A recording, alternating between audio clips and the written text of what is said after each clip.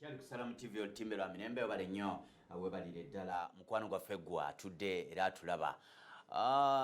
Munnayuganda ali bweri w'eggwanga mu diaspora streaminga live tunoonye Salam Television Uganda ojja kuba otufuna. Downloadinga app yaffe ya Afro Mobile era ojja kuba otufuna bulungi nnyo, TV ozirabe, radios oziwulire. Awo kitegeeza nti tutambula ffenna.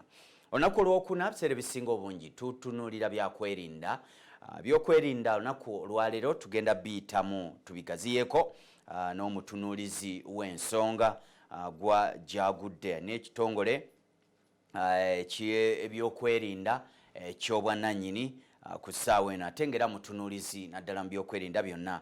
kutwaliza wamu Haji Yasin Ssekamate gwe tugenda okutambula naye olwaleero tulabe bw'otunuulira abakungu engeri gye bayisibwamu n'abakuumaddembe eyinza okuba nga gigattanga bakwata banona gwe banonye nti mukungu abanga omubbi wa kasimu. Bw'otunuulira embeera y'Abannayuganda kati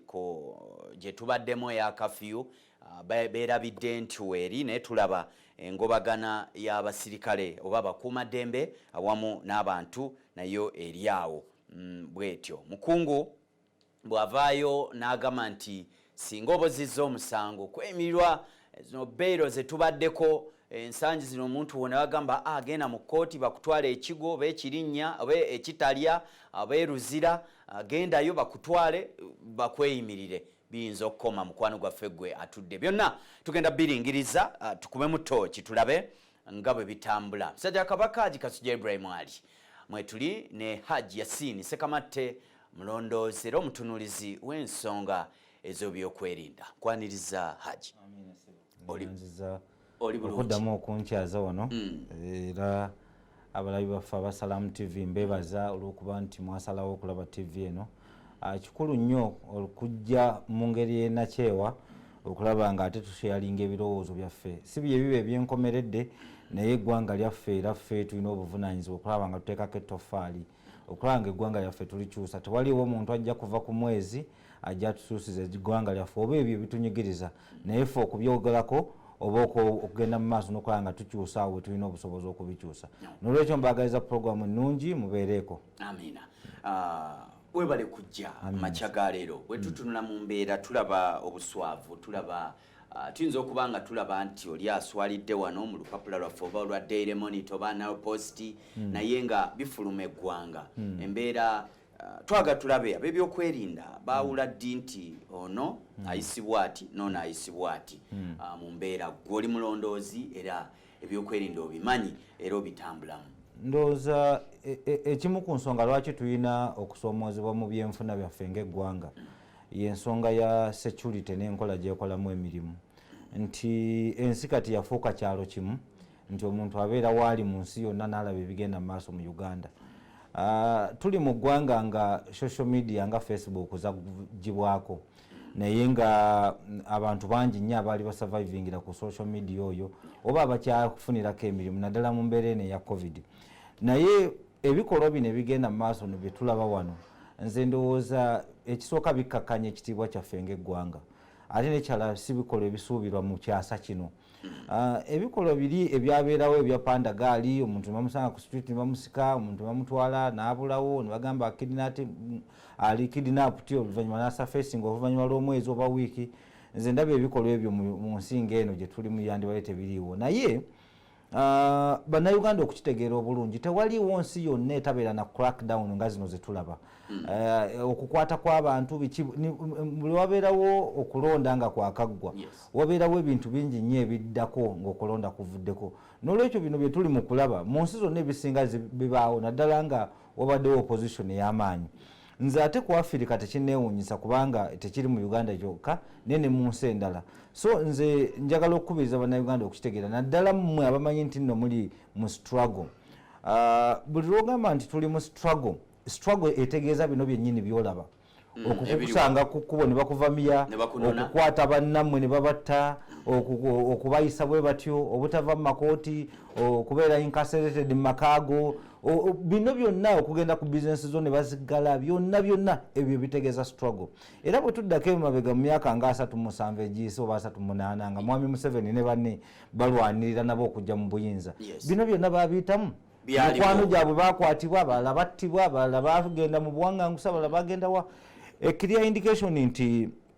waliwo obuzibu bungi nnyo bwe tulina okutunira ng'eggwanga n'olwekyo nze ndowooza enkola eyabwe ebyokwerinda naddala ekitongole ekya poliisi n'ebitongole ebirala ebyamagye ebikola emirimu egyo birina okukyusaamu kubanga kyetukonda eminga wano si kukwata kw'abantu kubanga bw'obamba ng'omuntu yenna ateeberezebwa mu ngeri yonna osobola omukwata naye enkwata gy'omukutte n'ekirala omuwadde eddembe lye ery'obuntu ate n'ekirala ne constitution yaffe eno nga bw'ogiraba nti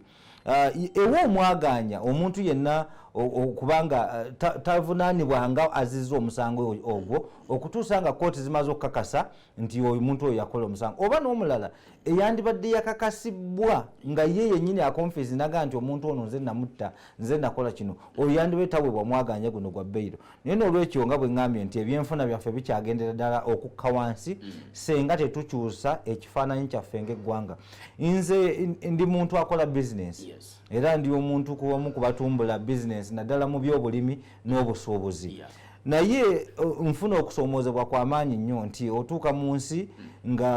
abantu bamanyi ekifaananyi kirala ku Uganda naawe ekifaananyi kyotambuliddemu nga kirala kubanga YouTube Facebook n'ebintu ebirala biraga buli kakica yenna gwe tukola mu Uganda nze ndowooza tulina okukyusaamu okuviira ddala ku mutwe waggulu okulaba nga abakulu bw'okuva mu ministry zonna nabano bennyini ba direct commanders balina okukyusaamu kye bayita modus operandi enkola gye bakolamu emirimu circumstances under which you conduct your duty erina okukyuka n'olwekyo mumanye nti eggwanga yaffe liri mu kukka olw'ebyenfuna olw'ebikolwa bino ebiriwo so nga ate it cost us nothing to act professional nti omuntu nga Haji Kasujja tukimanyi nti osula ku kamwokya ku street wet ne tugamba ero siiwo nti omuntu ono alipotinge ku police essaawa bwezityo oba ebbaluwa nejja omuntu n'abeera summoned n'agenda waliwo circumstances for example mu security nja kuwa a balanced analysis mu security waliwo cases eziteetaaga kwalaatinga gw'ogenda kukwata nga weetaaga okugenda abruptly okole search okole byokola neera still bw'oba onaakola ekyo obeera n'oweero saava mu kitundu obeera ne area police wabula omuntu tava ku kitongole fulani najja direct nga talipootinze nakulipooti nga tafolowinze channel n'akwata omuntu n'amutwala naddala abantu kati nga bano bamemba ba parliament boogerako abalina office abali established nti omuntu olwedda alina obuvunaanyizibwa obwa constituency nti n'okubula tasobola kukola tasobola kubula n'olwekyo nze amagezi gembawa nti musooke munoonyereze then mukwate kubanga we lose a lot of resources nga eggwanga buli lwokwata omuntu nga tonanyweza ku musango ne bamuleta mu kooti n'agamba nti sebo omulamuzi tuwe emyezi 6 tunoonyereze ku musango guno tujje then oyo oba tolina mumukwata byaliwo luli naye kati technology waali nti omuntu waba yakola omusango it is easier to connect that person to the offense kyo kitegeeza nti teweetaaga mukwata ate emyezi 6 nonoonyereza nga gavumenti egenda muliisa emutambuza mu makooti egenda muteekako security n'ebirala ebintu ng'ebyo byonna kyova olaba ate n'ekirala ne illegal detention nti abantu basobola okukwatibwa ne babeera mu illegal detentions ezitali gazetted era bino byonna birekawo egaapu byokwerera n'olwekyo nze ndaba President Museveni zino ze area zabadde yeyagaliramu ennyo kakati bwe zibanga nazo zitandise okubeeramu obumulumulu then you have to think twice nze kyembagamba bannayuganda ekisooka mbabuulidde nti abagamba nti muli mu struggle the struggle means losing comrades the struggle means arrests the struggle means torture the struggle means all the obstacles we are facing now that is the struggle era bw'obanga ogamba nti wagenda mu struggle nga tomanyi nti ogenda facinga bino you are in a wrong area so kyemulina okumanyira nti gavumenti esobola kubaleka bulesi nebeera nga temanyi bye mukola balina okukunoonya bamaking sure nti bakutegeera mpaka mu nju muwosula n'olwekyo bino byonna ebikolebwa nze siri surprised mba mbisuubira naye ekizibu kyenina yengeri gye bikolebwamu kubanga omuntu asobola okufa mu nkwata eyo gy'omukutte abamu bantu balina ebirwadde byabwe balina pressure oleete emundu 10 okukwata civilian omuntu omu oba okitegeera. So nze ndaba tulina okukkakkanya ku busungu okulaba nga eggwanga lyaffe liddamu ne lisitula ekifaananyi kyalyo. Bwe tunaba tetukoze ekyo ensi ezituliraanye zigenda kukulaakulana nnyo zituyiteko kubanga bo bafa nnyo okulaba buti eggwanga lyaffe bwe lirabika ku international scene era nga wano wali omugaati omunene buli omu gwalwanirira. Bw'otunuulira Haji Yasin lunaku lwajjo mukulu Speaker Parliament yavuddeyo n'atulaga nti bwe baba basindika abantu okukwata ensonga lwaki twagala nnyo tumanye nti ekitongole ekivunaanyizibwa ku kukwata abantu tukimanyi bulungi nti ye poliisi abagenda okunona Haji Yasin mu madaala muno netumanya nti omubaka wa Parliament nga bwe basitula abantu ti gundi gw'okuuma minisita gundi gw'okuuma ssaabaminisita gw'okuuma gundi wano baawulawo ddi netulaba netukoma okulaba ku mpale z'abannaffe ez'omunda nga ziragibwa nga bamunonye naye nga wakitiibwa. Nze ekyo kyafa wano mu Uganda tekikola. Ekyokugamba nti bafollowing a protocol nti Kano should be arrested by Kano nti ono officer akwatibwa ono oba ono minister akwatibwa ono wano mu Uganda tebiriiwo. Era kati kankubuulire wabiraba wano Kano Besigye mu kusooka ziri mu bbiri gumu ng'abantu abagenda omukwata basooka na musalutinga nomugamba nti tulina instructions za kukola kino naye byagenda mu maaso lanka zino zonna tezikyakola mu Uganda tebiriiwo kubanga I've seen people who have been dragged nga balina nalaba wano Jeno Tumukunde wano nga bamutuuziza mu ttaka basasinga ennyumba ye ng'ali awo yenna ali helpless n'abantu abalala bingi Kano Besigye tumulabye mu fulejje n'abakulembeze abalala bangi nnyo n'olwekyo kati ebyo byafa nekyenkugambye nti by end of the day professionalism nga gye tulina security forces tuba tulina okukyusaamu okukola ebintu mu butuufu kubanga omuntu ali omu nze nina abapoliisi 20 nkusanze Kaleerwe I will salute you nkugambe instructions zenina za either kukuzaayo ewaka oba okukutwala ku detaining you have two options choose nga tuli mu kwogerezeganya netiyagasi teyeetagisa n'ennyondo tezeetagisa batuni tezeetagisa poliisi ng'ekolerawa nga gwojja n'emmundu n'okuba omupiira gw'emmotoka w'omunnabyabufuzi n'omugamba nti ate emmotoka baleete breakdown egisike egitwale ebyo byonna is a wastage of resources and a poor way of doing your work ebyo tulina okukyusa ate kyobalaba ife twali twewaayo ntegeeza abantu abalina endowooza ng'eyange okulaba nga tetukoma bukomi ku TV okusomesa abantu bano naye n'okwenyigiramu mu induction zaabwe ze babeera kubanga babeera nnyo ne political courses refresher courses biki netubagamba mutuyite fe mutuyite we are none biased tubabuulire nothing but the whole truth tebaagala ogenda training tuyogere mazima ASP afulume tebaagala bagamba mazima ate kati olaba we are living a civilian life bo bali mu uniform waliwo bingi bye tutalabanga bye batalabanga tubiraba kati buli batatuwa mwaganya kubibasomesa na kubalaga they are losing a lot of information naye senga obutugamba nti tuteekawo poliisi eri pro people nga poliisi y'abantu essaawa eno omuntu abeera ne neighbor we nga mubbi naye ng'atya n'okugenda okumuloopa ku poliisi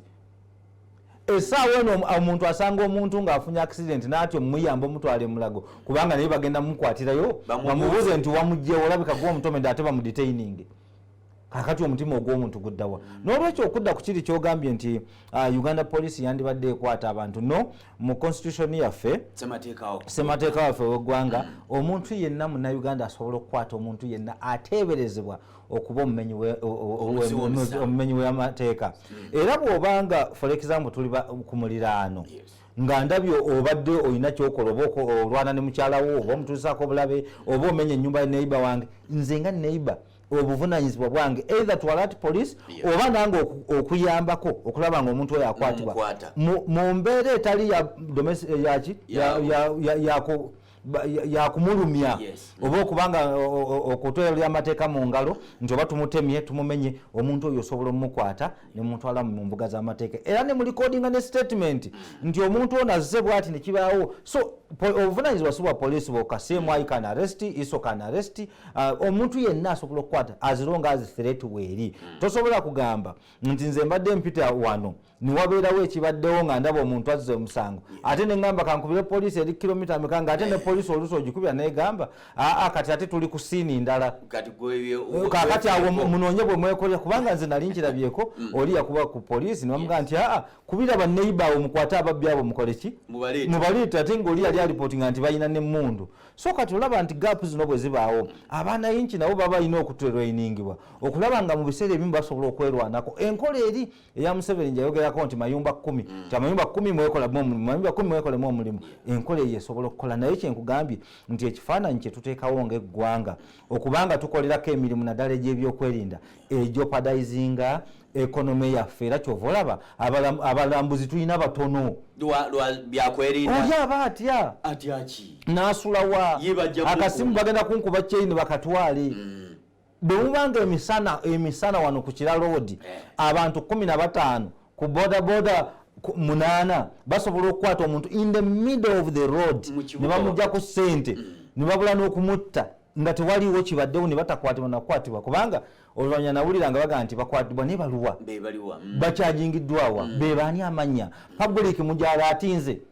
kubanga bwe mumala eyo bamala bawa bondi oba beyiro bagenda kudda mu society abaana yingi nga tebabategedde. So kati bano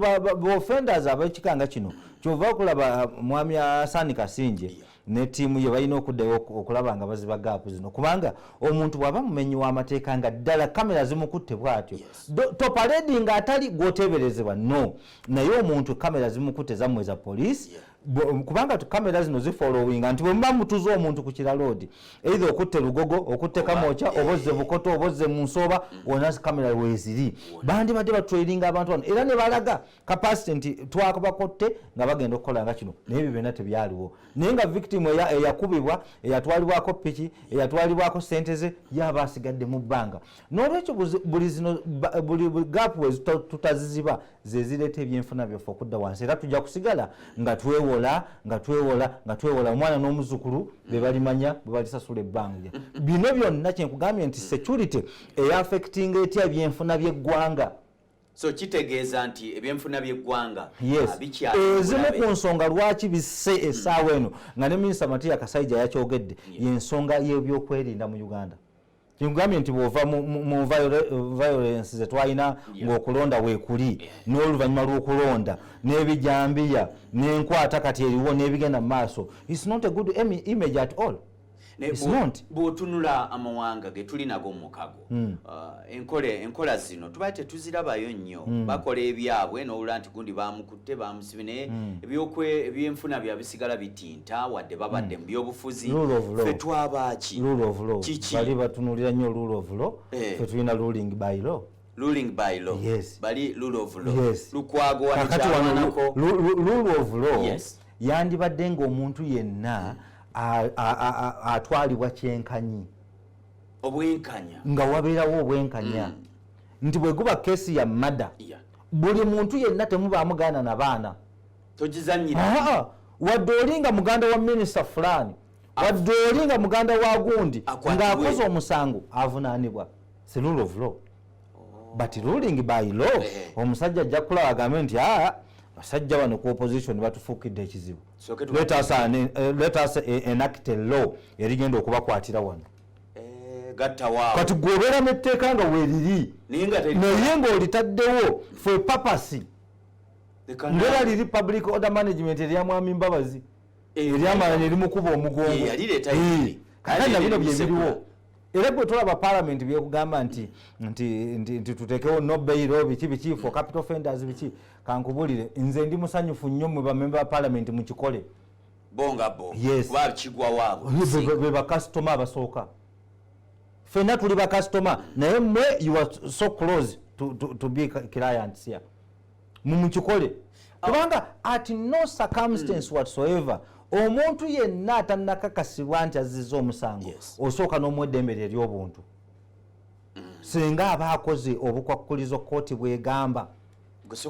omuntu bamugyeko passport ye bamugambye tova waka tosukka district ye Wakiso tokola kino ate noga nti era tekikkirizibwa kubanga ne bwaba mubaka wa parliament bwobanga olaba nga kikususseeko nga amateeka tosobola gakoza then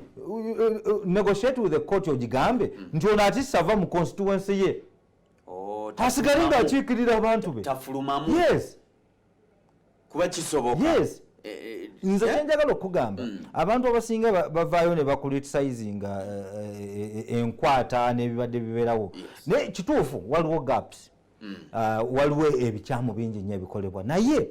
bwe tuba nga tulina theatre for example kuba kati olaba tuli mu mbeera nga Rwanda we are not friends ate tuli ba mikwano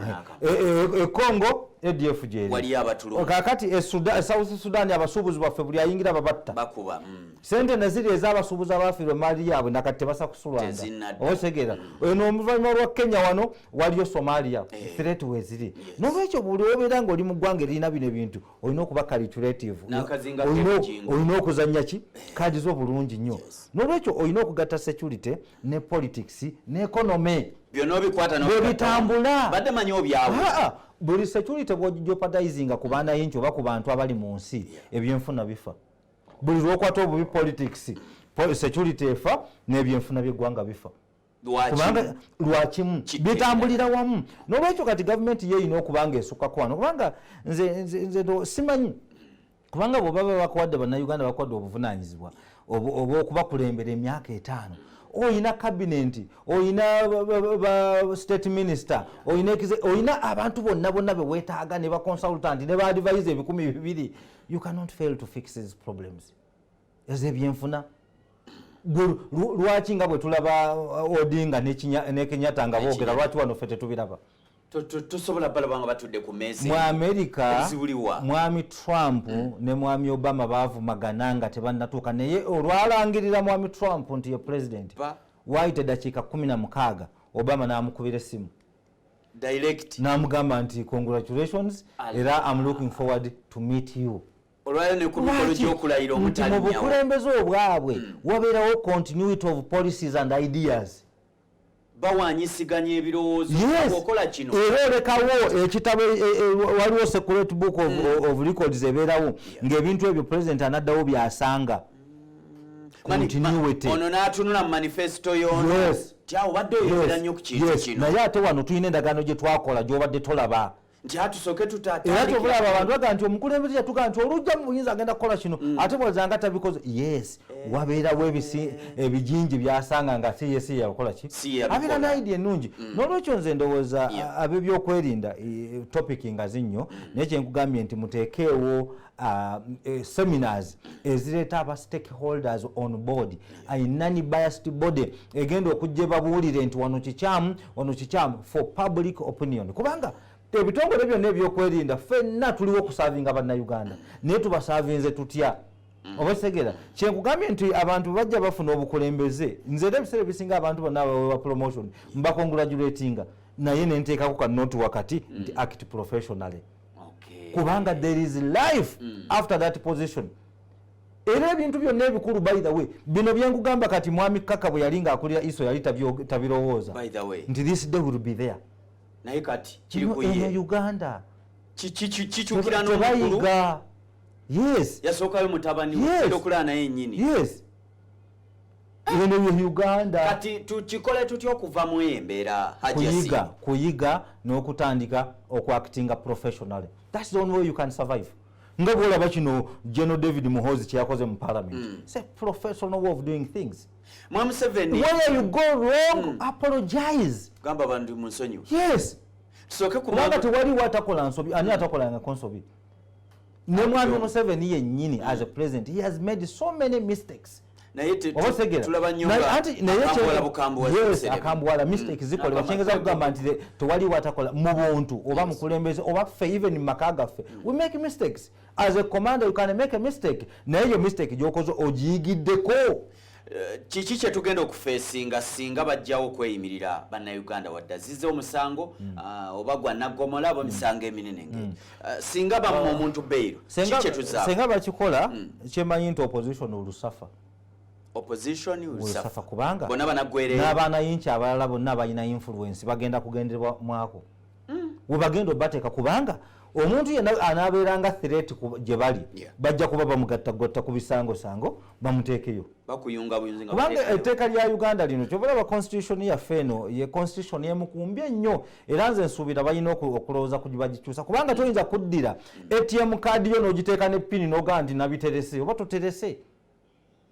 tosobola kuddira luggi n'ogaa nti ndusibye ate ng'ekisumuluzo kiri mu kufulu oba togaddeewo. Constitution ya Uganda yandibadde eweebwa at least a grace period for review nti si buli lunaku nti ozuuka buzuukusi kino tukireke kubanga kiba kitegeeza nti nange I can rule forever bwobanga ogirase bwotyo. It's a matter of having numbers nga tuyisa kye tuyisiza okweyimirira omuntu kitegeeza bujja nako okufuuka musango singa ogenda n'omweyimirira n'abayinza okukugattira oli tumutebeeza okuba omuntu jjo ate ati omuntu naye agenda kutandika okutya okugamba nti nze bwe namweyimira nawe bagamba nti mwana accomplish atye naye nze kyengezaako okubagamba nti mutuule nga bannamateeka mwami kiryowa kiwanuka mutuule ebintu bino buno obuzanyo mu bulimu don't serve the interest of the master but serve the interest of your country. Kubanga bwona serving interest eza master essaawa eno that is tomorrow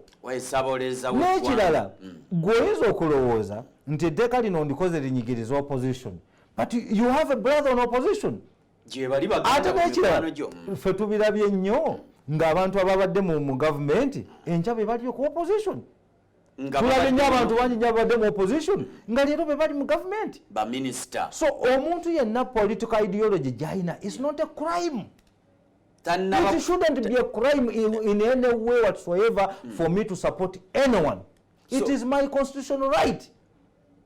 Era tolina kugamba nti bano kakati olw'okuba bali mu kibiina gundi tubasuubiriza baagala kuteetaaganya ggwanga batya. Give a background bateetaaganya batya eggwanga.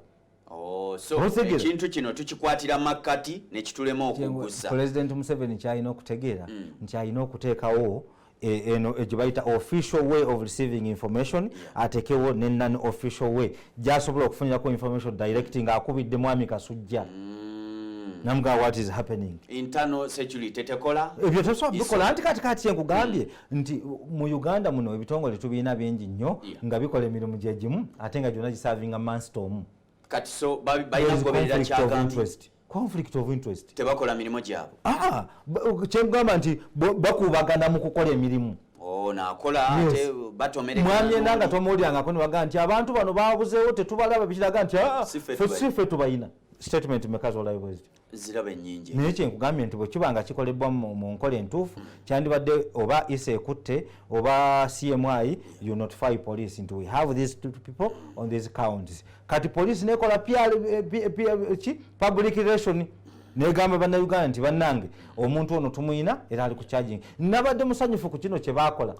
kino ekya Ssejjirinya ne Ssebanyana on the last time kubanga bwe baddamu okubakwata immediately Flavia byekwasa naga nti tubalina naye waliwo circumstance abantu bakwata baga nti tubalaba tunoonyeza mu makomera gonna titubalaba naye bw'obanga oyagala kwakitinga professional come out oyogere nti ffe tumukutte ku kino na kino kubanga ate nekyala mumuwe constitutional right we lose nothing eddembe ly'obuntu omuntu yenna eddembe ly'omusibe wali olaba omusibe kati tokyamutakula namutakula tokyasobola namulimisa nga talina kulima tosobola mukola yes ate nekyala tuteekewo embeera esobola okuteekawo enjogerezeganya kyekibulamu enjogerezeganya zino bwe zibeerawo tusobola okukendeza ku misango gino ne crackdown bwe zibaawo kyeva kugamba nti walina okubaawo olukiiko for example nti bw'oba kulonda kuwedde ng'ekibiina fulani kirina influence y'amaanyi walina okubaawo dialogue immediately ekibiina kino kikkirize nti ekibiina gundi kituwangudde era kirina mandate ya myaka 5 naye ffe tutuusizza tutya interest zaffe within these 5 years nga tuli wabweru wa gavumenti era kyobola babeera ne leader of opposition ne bagamba nti leader of opposition aveeyo n'ennyingo z'ensonga zalowooza nti ze tulina okuteeka mu nkola ffe nga balidinga mu emyaka gino 5 ne wano ba following tebibaawo naye for formality babikola naye in actual sense tewaliwo opposition tesobola leeta nga government eri mu buyinza tekina muntu esi n'ekiteeka mu nkola kubanga credit will go to them ate tosobola kuddira mu politics kuwa credit your opponent tebakikola kikyamu kyogamba abakola ebirungi bonna bali eno mu government anti bwe kirina okuba kyenkugambye nti ovalaba bamakinga sure kati essaawa eno kangambye abawagizi bangi nnyo ab'NRM nga tebalina wadde na kyakulya naye omuntu ava mu opposition enkya ne bamufuula minisita. Tuli ffenna kyali kusala mu TV Otimbo lw'emirembe programu Mukeeze ensonga mu nsonga ya leero ebyokwerinda tubitunulidde mu ntunulire eyo okulaba ngeri ki poliisi ekitongole kye tumanyi nti kyekivunaanyizibwa ku kukwata kwassa n'okussa amateeka mu nkola okukuuma abantu n'ebyabwe so ebisigadde byonna birina kubbulukukira mu kyo oba magye oba iso oba baki balina kubbulukukira mu poliisi kubanga gye tutegera abakungu beekuuma ba eyawula ddi ti ono wa munyaanya kaleerwe muweddembe lye mu nkwata mu mbeera ate ono honorable gundi oba ono mujaasi gundi oba minisita gundi tuli ffenna katukomo katono omusajja kabaka Haji Kasujja Ibrahim Ali ndine musajja kabaka Haji Sekamatte Yasini katukomewo tovaawo kyali ffenna kyali kusala mu TV Otimbe lwa mirembe programu Mukeeze ensonga mu nsonga olunaku olwaleero ebyokwerinda mukwano gwaffe minisita wa Tebenkevu ensonga za yabadde mu palamenti katono nnyo n'asaba bannayuganda kusonyiwa ebitongole ebyo byokwerinda ate era ne speaker kumusonyiwa ku nsonga z'okuba nti sebbaluwa ezisaba oba okulaga nti tugenda kukwata abantu bano ziyinza okuba nga zazze kikeerezi oba tezazze ebyo byonna so abantu okuyisibwa bwe batyo ate era bw'otunuulira embeera naddala kati mu bannayuganda bonna kirabika nga amateeka okuyisa olugaayo mu kooti n'ebirala kirabika nga kigenda kikula bukuzi Haji Yasini Sekamatte katono nnyo bwe tutunulako ku nsonga za General David Muhoozi okuvaayo kwetonda kino tekinafuya bo kulaga nti kibakubamu ebituli nti kitegeeza ebintu ebiri bikolebwa oba kirina kye kiyamba okuzibula amaaso abalala abagenda bakola ebintu bino kitegeeza ki okwetonda kwa General Muhoozi? Nze ndowooza bannayuganda okwetonda bakukkirize ebibaddewo byonna bye yeetondeddeko tetukyabizza mabega omuntu eyakwatibwa eyalumizibwa tolina buyinza kugaa nti kirivansinga okuvaayo naye bwe tuba nga tuli mu ggwanga eryetaaga reconciliation and this is our call bwe tuba tuli mu ggwanga eryetaaga okuwa ekitiibwa buli muntu yenna oba awagiraani oba akkiririza mu ki oba wa ddiini ki mu mbeera yonna nga eggwanga tulyeyagaliramu ng'abantu ab'endeemu ndowooza tuliba tulina okukkiriziganya bwe tufunye okwetonda ne tukukkiriza nze mwami Muhoozi oyo David nze mulabyemu ebintu bingi nnyo mbadde mu following ebbanga ddene nnyo n'enkola gy'akolamu ebintu ate omukulembeze yenna tasobola kuba mukulembeze mutuufu okuggyako omukulembeze oyo ng'ategeera ensobi z'abaakoze ate n'alaga obukakafu nti ensobi ezo tezigenda kuddawo n'olwekyo nze mwami Muhoozi kye musaba nti ekirungi luli yali CDF just ne kati minisita nti minisita ate aba alina obuyinza obusingako kuba CDF n'olwekyo akozesa obuyinza obwo okulaba nga ebitongole bino professionalism ekola ki ekomawo tetulina kye tuluzinga omuntu okukwatibwa mu nkola entuufu n'akyajingibwa mu mbuga z'amateeka ekyo tetulina kuba nga tukozesa kangaroo style okukwata omuntu yenna kubanga gavumenti esigala n'obuyinza obwenkomeredde okukola ebintu ebyenjawulo n'olwekyo nze nsaba bannayuganda bakkiriza okwetonda okwo kwa mwami David Muhoozi minisita wa internal affair neotulaba nga bano bennyini abakola ebintu bino beekuba mu kifuba tetusobola kukula nga tukulaakulanya eggwanga ng'abantu abagenda okuba abakulembeze ab'enkya oba abakulembeze bennyini nga bayisibwa mu mpisi bw'enkyamu n'olwekyo tujja kukkiriza okwetonda kwammwe naye kubenga kutulaga nti ebintu byonna tebigenda kudda mu kubeera bwe kubanga bino embeera gye tulimu bagiyita leero lwange enkya lulwo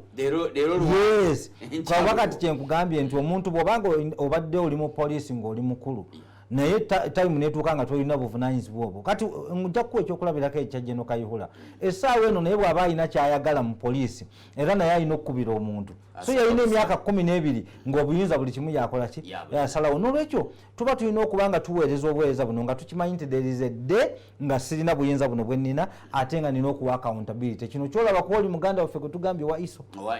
kyenkugambye nti ebintu byonna olaba obukubagano bwaliwo semwayi ekola kino isa ekola kino poliisi ekola kino so nga ate bonna baservinga national interest so walina okubeerawo unity ekisooka mu bitongole ebyo byokwerinda nekirala sharing intelligence very important CMI bweba efunye intelligence nga eyamba poliisi ejiwe poliisi bwefuna intelligence ng'eyamba CMI yemuwe oba iso ebitongole bino byonna senga binaakolagana nga for example zino joint meetings zebabeera nazo nga zibeerawo ku sharing intelligence awo tubasobola okukulaakulanya eggwanga naye kati ate ekiriwo waliwo okulwanira obuganzi kyono bwagenda okukwata gundi ano abamwetaaga nono najja ze mmotoka tunatera kula drone nga twali tukirabyeko ekyo kyali kibaddewo ne bawanyisiganya nga kitongole gundi n'ogundi ate ng'omuntu bw'akwatibwa tagenda kusibirwa Kenya agenda kusibirwa mu Uganda n'olwekyo ng'osobola oleka ekitongole kino nekikwata onofollowinga nga bwe nalabye bwe babajje ekireka ne batwala emasaka muki ate nekyala nze ndowooza ne mwami by'abasajja oli akulira prison naye era naye alina okwekuba mu ttooki kubanga ye muntu ndowooza akyalisinza okusavinga mu kifo ekyo naye ate mu tayimu ye tulabyemu ebintu bingi nnyo olaba e Masaka ono yali atta abantu yatoloka ku bawadeni galiwangu yatoloka ku bawadeni ba prison n'adduka mu kkooti ebintu ng'ebyo gaapu ezo n'ekirala abantu bangi nnyo be tulabye nga bakateebwa ne babakwatira ku miryango ekkomera so nga ate gwe ng'omuwamakomera eno oba omusayiningisiza nti afulumye naye records esigala nti bankwatidde ku kkomera ate gwakoze eki gwantadde bino byonna balina okubyewala ate nekyala wabeerewo negotiation nti omuntu ajje agambe nti noono gwe mugenda okuta tumwetaaga era n'ekiwandiiko omuntu n'amusayiningira buli lwokwata suspect n'omugya ekirala odi n'omutwala ku Jinja Road olina okusayininga gwe ofiisa amu akampanizo n'ogamba nti omusajja gwendeese enjala aziyina tawonyera alamu bulungi naye tosobola kuhanding over suspect atalina njala yina ali bwati alinga agenda okufenca tekikkirizibwa nekakati muwe poliisi emutwale mu kkooti tekikkirizibwa era ne poliisi bakola nsobi okukkiriza basuspect ngaabo kubanga gwe bwomupresentinga mu kkooti egenda kugamba ono mwamugjewo era yavudde waani yamutuusizaako bino n'olwekyo buli lwoddira keesi gwe omuntu nga tonamuteeka mu kkooti ate n'omugjamu enjala n'omuleeta nga yina agenda kufa ogwo omusango guba gufudde okuddamu okukwata omuntu nga kkooti eyisizza wano amateeka ddala tuba tulinnyiridde mateeka ba kkooti tugizza mu lugaayu ne tulaba nti omusajja ekiwandiiko kifulumye bamuyimbule ajja kudda bayeeyimiriddwa ne tulaba ng'emmotoka zeekiikawo komera alifulumye mu makkati awo kitegeeza ki eri ekkooti kitegeeza ki eri ebyokwerinda kakati bannayuganda yenda kubawa ekyokulabirako kya mirundi ebiri abantu bano betulabiddeko ebintu bino omwami Sewanyana ne Ssejjirinya bakyateeberezebwa era bateekebwako emisango egyo naye kakati tukijje ku kugamba nti bateeberezebwa singa babadde nga si Ssejjirinya ne Alani naye nga bantu balala for example nga si bamemba ba parliament ng'era n'obukakafu buli nti be bazze batta abantu reaction yaffe nga bannayuganda yandibadde etya gwe tolowooza nti biri ebikolebwa CMI n'abalala byandibadde biri justifiable nti omuntu bw'abanga ddala ng'obujulizi we buli nga yeenyigira mu kutta abantu wadde ogwo eno treatment agisaana oba kitegedde senga poliisi oba CMI erina obujulizi obulaga nti Ssejjirinya ne Alani bateeka mu nkola ne bafacilitatinga kuba kati ate wano bakyajinga bagamba nti bo bennyini be batta okusinza ku ensoma y'omusango eraga nti bo bennyini beenyigira mu ki naye tebateekamu watta gwe n'abalala ng'ate n'emisango egyo egimu gyabaawo nga ne Ssejjirinya tali mu ki tali mu ggwanga n'ekirala mwami Sewanyana ne CMP w'e Masaka yaliwo ewawe obakindye kakati naye nga emisango egibavunanyizibwa gigamba nti mwenyigira kakati bwe banga beenyigira nze njagala bannayuganda mbawo ekifaananyi kituufu nti senga kiba kituufu nga ddala beenyigira don't you think the treatment they are being given now they would deserve it senga kiba nga kituufu kubanga tetwagala kulaba munnayuganda yenna afiirwa bulamu bwe mu nkola ey'ejjanjaba. No, temuteeka politics bwammwe mu bulamu bw'abantu. Gwe bw'oba wanyigira Museveni omanye address ye genda ewuwe, togenda kuba na inchi. Ogambe nti kanyiga ono bw'obanga olina obuzibu ne gavumenti n'amagye, genda mu barracks. Togenda mu katale mwewino. Abanayinchi mubajje mu geemu zammwe eza politics. Do not please. Bino ebikolimo bijja kubasigalako era mubeere nga mulina obuyinza mu nsi, but there is a day you are going to answer for these deeds. Ekyo mukiteeke mu mitwe gyammwe. Kyekugamba nti senga ekituufu amazima weegali nga CM ayo bane poliisi bagayina agalaga nti abantu bano bo bennyini benyigira mu kutta abantu babayise nga bwe babayisa. It is okay. Tetuwolereza mumenyi w'amateeka yenna obaani eyo ye equal judgment gye twagala, equal treatment gye twagala. Tulaba obwenkanya nti omuntu bw'abanga akoze omusango ne bw'abanga mwana waani avunaanibwe. Ekyo kye tugamba. Naye kye tugamba kyebuta politicizinga kunoonyereza wa misango kwonna. N'ogamba nti omusajja ono tulwanira ttaka, omusajja ono tulwanira mukazi, tulwanira bibanja, tulwanira ssente oba bizimbe, kakati kamuteekeko ekisango kino bagende. Ekyo kibi nnyo. Kyova olaba mu judicial system balina slogan egamba nti you rather release 10 criminals than convicting one innocent man. Nti at least ota abamenyi b'amateeka 10 than okusalira omusango omuntu omu nga ali innocent nga teyazza musango ogwo.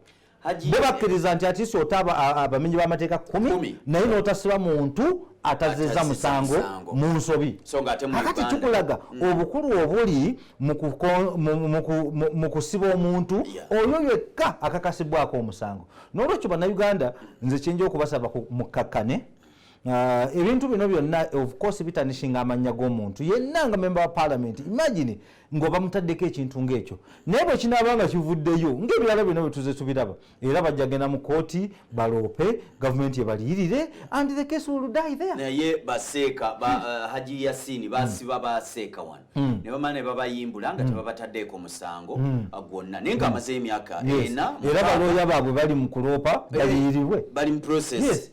Uganda twagala okujjawo kubanga teriyo muntu akolera agamba nti nze munsibe emyaka 6 munfeereza ebyange mundiyirire. Tetubyagala. Mumuleke omuntu mu bwavu bwe temuwa ssente ze. Tomukwatira ku kintu kyatakoze. Kyenkugambye nti kakati kye tulina nti security zezimu defense ye ministry esinga okufuna ssente wano. N'olwekyo kiba kitegeeza nti tusobola okukola okusingako mu myaka giri egy'ensanvu. Era mwami General Kasirye Gwanga yagamba nti tulina okuvaawo ffe abakaddiye tulekere abato bano bajje bakole kubanga ffe enkola gye twakolangamu emirimu ya campus direction kati GPS tubitegeera. N'olwekyo kati tulina okuddayo okufuna a modern way of doing things. Kyobola bazino zonna essimu zaffe bazitaapinga buli kimu kye tukola kyonna bakiraba bakikola ki kubanga technology yajja. And there is no problem with that. Tewali wonse etakikola. Ekyo tebakulimba mbu Uganda bawuliriza amasimu bakola butinti ekyo kipya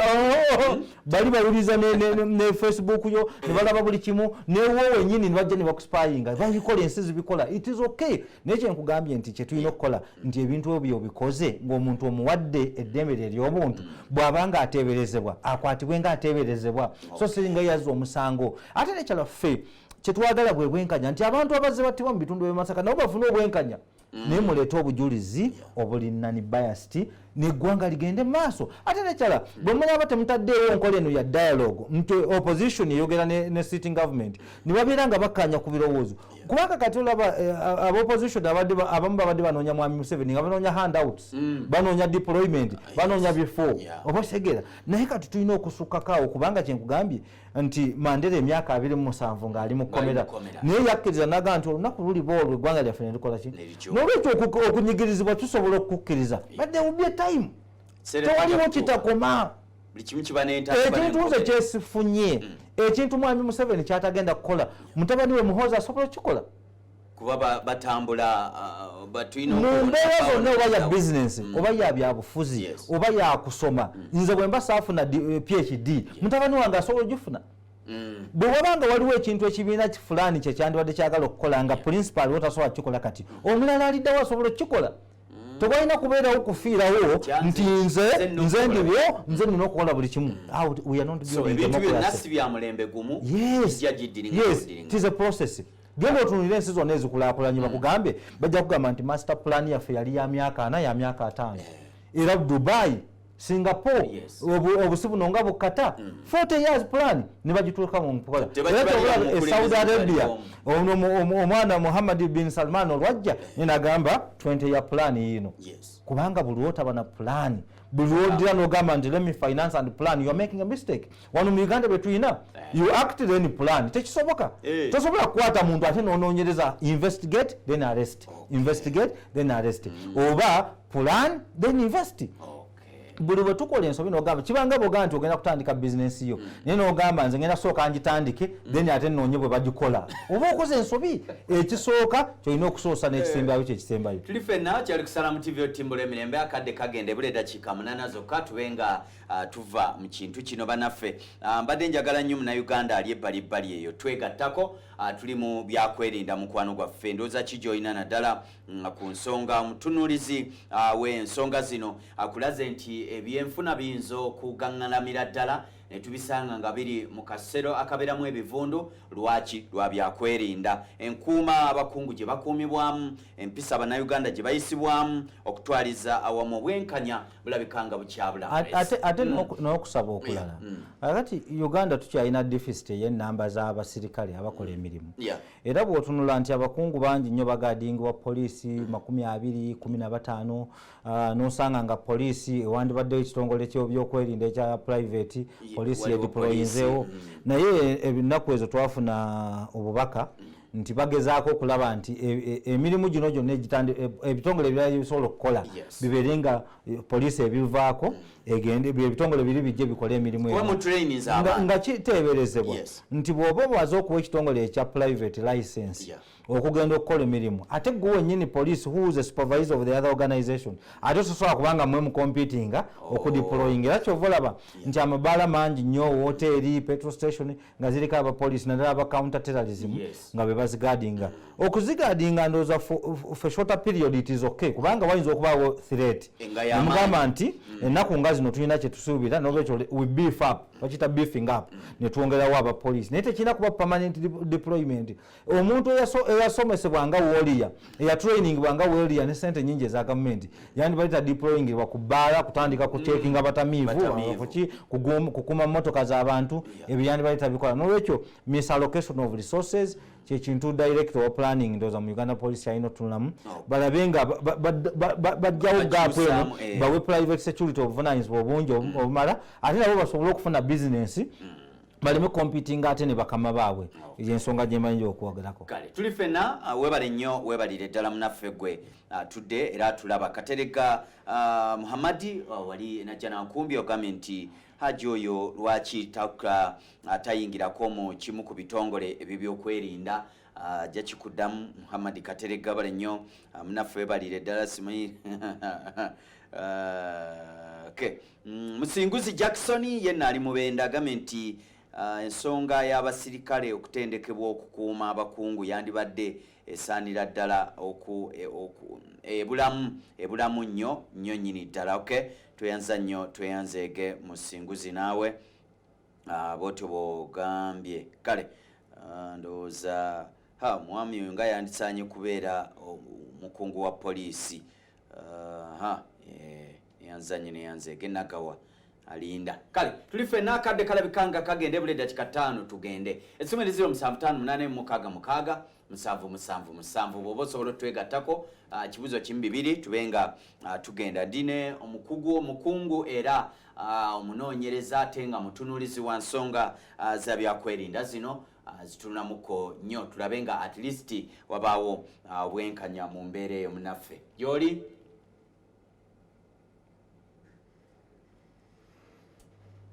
Hello.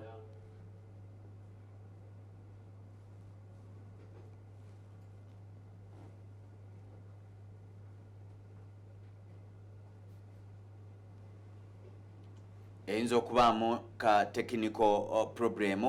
munaffe Kayizi Hadadi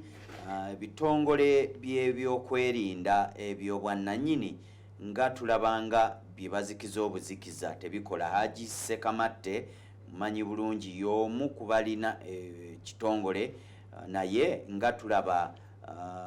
tebikola kiki bagano bakkiririzaamu oba muteerwanyeeko. Haji Kayizo ono mwanukule nze ntindaawo ebitongole ebyo ebyokwerinda bya private security nze ndowooza bikola omulimu gw'amaanyi nnyo. Actually bwe twakoze analysis eyasembyeyo twakizudde nti ebitongole bino biwa abannayuganda abakunukiriza mu 5,000 emirimu ate nga biwa emisolo mingi nnyo. byebitongole ebiwa emisolo egikunukiriza mu 8. emisolo 8 ng'owajaki ng'otaddeko VAT, otaddeko pay as you earn, income tax, local service tax, bw'oteekako withholding tax, pay as you earn, ejo singa 5. kakati ate n'omala n'osasula emisaala gy'abantu, n'oteekako operation cost nga rent, n'oteekako NSSF, n'oteekako n'ebintu ebirala bingi nnyo. N'olwekyo ndowooza gavumenti obuvunaanyizibwa obw'okukuuma bannayuganda ne bwabwe bwayo kyova olaba nti private security organizations department eri independent mu Uganda Police era kiba kiraga nti emirimu gye bakola oba gye tukola gyonna giri under Uganda Police. N'olwekyo nze ndowooza tuyina egap nnene nnyo between private security ne police yennyini okutegeera kisooka okuyambako private security okwongera ku bukugu. Obukugu bunkintu kikulu nnyo. N'ekyokubiri nga bwe nkugambye nti we fight for business ne bakama baffe. Nti police erina okudeployinga ku kitongole kino ku kizimbe kino ate nawe private security wononya okudeployinga ate nga enkeera agenda kujja kugaa nti sasula emisolo, sasula operators license, sasula certificate of this. N'olwekyo nze ndowooza maaso awo tusuubira okufuna meeting ne General David Muhoozi yennyini oba Minister Kahindo Tafiro wa Internal Affairs kubanga tubadde ne meeting nyingi nnyo ne IGP era natupromising okutuyamba. N'olwekyo nze ndowooza the future will be bright. Katukirabe katubawo omukisa okulaba nga batuyambako okutereeza ebitongole bino. Gaps nene nnyo mu training, mu kuyambibwa mu resources n'emisolo mingi nnyo ate ng'omulimu gwe tukola buvunaanyizibwa bwa gavumenti ekibandibadde kisaanibwa emisolo egimu gino okuggibwawo okulaba nga nabo batusupporting ekimala. Kaija Richard Alikigo agambye nti what's a kidnapping means because ye yalabyenga ababaka bano abakidnappingiddwa nti yalabye emmotoka zi drones ninga enkola gye bakolamu kidnapping kidnapping yandibadde nga kye bayita kidnapping omuntu yandibadde talaba kubanga there is no witness kizibu nnyo okulaba witness owa kidnapping kubanga kidnapper aba ayagala nnyo obutalabwa era akola ebintu mu kizikiza. Naye kakati kino kye bakola kye twalabye it is mishandling si kidnap. Kubanga twandiga nti kidnap senga bali abakute babadde tebalina mu uniform ni babadde mu uniform. Emmotoka ze bakozesa tukimanyi nti bakuumaddembe bazikozesa ne uniform gye bambadde ya police. Kakati awo teswaga nti bakidnappinze wabula kye tugamba nti ba mishandling enkwata gye bakutte yandibadde nga teyeetaagisa kubanga omuntu gwe bakwata amanyikiddwa ayina abaana ayina family ate member wa parliament n'ekyalo osobola okukolagana n'ekitongole ky'amakomera n'okigamba nti olunaku bwe luti ng'olwo bono bw'aba ateebwa tugenda musayiningirwa ate akole statement wano ate nga bikolebwa mu musana. N'olwekyo nze ndowooza ate olw'embeera eriwo nakirabye lawyer Malende kye yabadde akola okuvuga emmotoka ogezaawo okuddusa client nze ndowooza ate ekyo nakyo kikyamu kubanga nalabye nga waliwo danger y'amaanyi eyaggolo ennyini okufuna accident ate n'okufiira eyo nekiba nga ate tufiiriddwa abantu ab'omugaso. N'olwekyo mu mbeera ng'eno you surrender yourself. Era nakiraba mwami Sewanyana yakikola bwe bajja naye nga still it is not called for. Teweetaaga kukokinga mundu 10 ku muntu atali armed ebyo tebyetaagisa. Actually fate security gye baatutendeka yakukola bintu nga tusibye n'amataayi bwe tuti tujja mu ofiisi yo mukama wange tukola there is no need era akakola bakokulwana okwesika ebitoje kajja nga tulemaganye ate ekyo kitwala obudde naye n'olwekyo omuntu nzija bulungi nenkukola ki nenkusalutinga nenga nti nze so and so nva mu kitongole gundi era nina obuvunaanyizibwa okujjako statement ate nekyala tusobola n'okujjako statement woli wennyini yes togenda kudduka osobola n'okwerekodingira statement n'ogituleetera ku poliisi era n'osayiningako wansi nti statement self-recorded era nze mu kunoonyereza bw'eba nga tempadde kyenjagala I summon you tomorrow negamba nti jangu wano kyewayogedde wano tekiri elaborated bulungi jangu byonna bikkirizibwa. Nsobola n'okkuba essimu mu mateeka ga Uganda, nsobola n'okkuba essimu ne reporting omusango ne bampa reference. I don't need to be at a station to report a case. Kati for example ofunye accident, you need eteeka likugamba olina okureporting accident ku police. Kakati ndeke wane emmotoka n'ebintu ebirala ate ngende ku police naye nsobola okuba ku scene nenkuba essimu ne ngamba naye ndi kitubulu and this happened. Ebyo byonna bikkirizibwa. N'olwekyo nze ndowooza bakama baffe bano kubongera kubalaga bugazi obuli mu Penal Code n'enkutukola gye balina okukola emirimu bwe banaba bakufollowinza ezo principles tujja kubeera n'eggwanga eddungi. Ate n'ekyala okusika emiguwa kuno tekwetaagisa. Kyekugambye nti nkondeminga kiri ekikola ekya lawyer Malende okugamba nti banyimiriza naye kangezeeko okuvuga kubanga ebintu olina okwevaluatinga danger n'ogamba kati nvuga emmotoka naye ninamu abaana kakati bano abanyimiriza bagala kubba mmotoka naye senga nvuga n'enzuuka bagenda kukuba amasasi battenze n'abaana ate n'emmotoka bagitwale then you can surrender emmotoka ne bagitwala kubanga ojja kuba ne chance okuginoonya dani yo kubanga omuzira yo yasigadde atunula omuzira afudde abyo yali nkola yadde n'olwekyo nze ndowooza ebyenfuna byaffe nga bwe mbagambye nti biserebye nnyo ate one of the factor is ekisooka nti erinnya lyaffe oba ekifaananyi kyaffe ku international community kibi n'ekyokubiri nti obumulumulu buno bwonna bwe tulina mu nsi ezituliranyeewo oba bugambye okuva e Rwanda to Congo to South Sudan to Somalia no threat ze tulina eza security zirina okubanga priority number 1 zirina okubanga zikolwako bwe zinaaba tezikolebwako kubanga nekyala buli lwe tunaaba twagala okukola politics atambulira ku mawanga oba ku ddiini tetugenda kukulaakulanya ggwanga kyova olaba eggwanga lyaffe lijja kudda mu bino byolaba South Sudan this group get rid of this group eno nerwanisa eri bikikugamba eggwanga ne libeera mu continuity eyakukola ki ey'okulivenjinga n'olwekyo mwami Jackson mu kiwunguzi kyayogeddeko emubende nti kikulu nnyo okubanga abantu bano batendekwa kibayita VIP protection. Nabiraba mu time eri ya mwami Kyagulanyi Sentamu nti bamu omusirikale ASP Kato something naye ate niwabeerawo constable eyajjanga ng'ate alwana ne bano abajjeko Kyagulanyi. N'olwekyo ffe ate mu ntegeera yaffe gye baatuwa nti omuntu bw'abanga bakuwadde omuntu okumugaadinga bwe baba tebakussegwa mugaadinga tosobola kumusalendinga. Obusigede kyovola banze nasanyukira nnyo nti obuvunaanyizibwa buno obusinga obuli kulusho nnyo tobuwa nnyo baana barelative bwo tobawa bantu botasobola kusiba kyovola bakibaga kugamba nti nepotism is one of way of corruption. Buli lwoddira abooluganda buno obanywereza mu bifo bino ebyenjawulo obeera oencouraginga corruption kubanga tosobola kubasiba ate mukazi wo bw'abanga executive director w'ekitongole fulani nga kakati gwe chairman bwabba ogenda kumusiba omwana nga ye security office oba ogenda kumusiba you cannot. Bakitegeeza nti olina okuteekawo embeera n'ogamba nti ebintu bino byonna ebifo kambiwe ku bukugu naye omwana wange tokimuwa kubanga togenda kumusiba luzira ate ng'asobola okukola mistake ezirina omutwalisaayo n'olwekyo ebyokuyiga biba bingi nnyo naye akadde ke katuleetera okusalirako wano naye nga bannayuganda bwe mukimanyi nti mbakubiriza nnyo ekisooka okumakinga sure naddala mmwe abagamba nti tuli mu struggle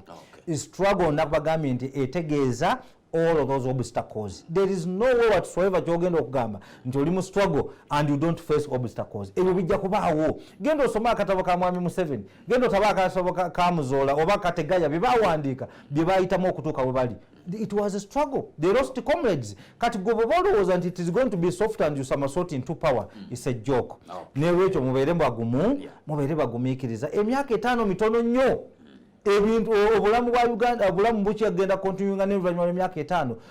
abavubuka temwenyigira mu bumenyi bw'amateeka. Don't waste your time. Kyobola bakati nganze nvayo ate abavubuka nengezaako nnyo badivatinga muki mu agriculture and trade